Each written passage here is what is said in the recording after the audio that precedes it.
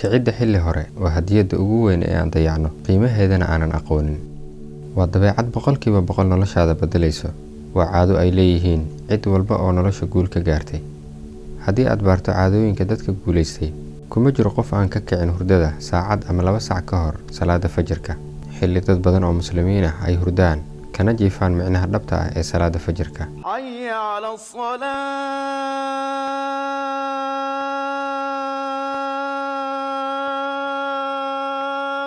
Faa'iidooyinka kicidda xilliga hore ma ahan wax la soo koobi karo. Waa xilli barakaysan oo rasuulkeena sallallahu alayhi wasallam uu aad noogu duceeyay sidaan arki doono.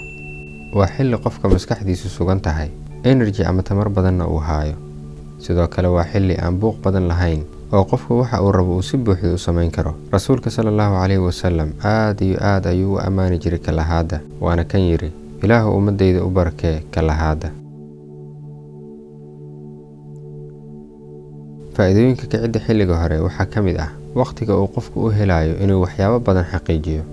Inta badan dadku waxay leeyihiin hawlo kala duwan, sida in uu qofku shaqeeyo ama uu arday yahay oo uu wax barto. Dhammaan hawlahan aan soo sheegnana waxay bilowdaan marka ay qorraxdu soo baxdo. Laakiin haddaad soo kacdo tusaale ahaan 3:15 ama 4 subaxnimo, waxaad helaysaa ugu yaraan saacad adiga kuu gaar ah oo aad wax ku baran karto, kitaab ku akhrisan karto, xirfad cusubna ku baran karto. Dadkuna waxay soo kacayaan ugu yaraan adiga oo dhowr saacadood wax faa'iidaystay.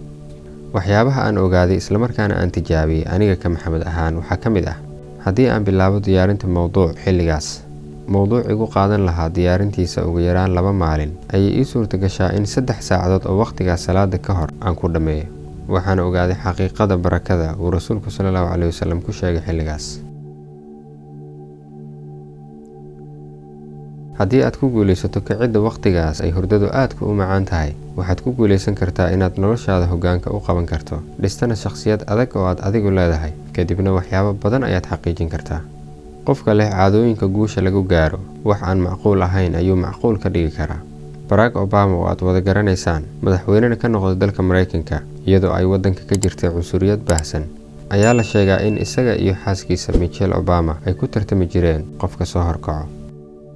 Tim Cook, madaxa shirkadda Apple, waxa uu leeyahay caadana u ah inuu subax walba kaco 3:45 daqiiqo subaxnimo ka hor xilliga salaada fajirka. Dabcan ninkan ma tukanayo oo muslim ma ahan, laakiin waxa uu leeyahay: waxaan ka jawaabaa iimayladii soo gaaro, jirkaygana waan kala bixiyaa. Tim Cook wuxuu leeyahay 6 ama 7 subaxnimo marka la gaaro, waqtigaas oo dad badan ay ka soo kacaan hurdada, aniga waxaan xaqiijiyay umuuro badan oo aan xaqiijin lahayn haddii aan xilligaas hore ka kici lahayn. Baaritaan ay samaysay jaamacadda Colorado ee dalka Mareykanka, socdayna muddo 4 sano ah, ayaa lagu ogaaday kicidda xilli hore inay dumarka ka ilaalinayso murugada iyo walwalka.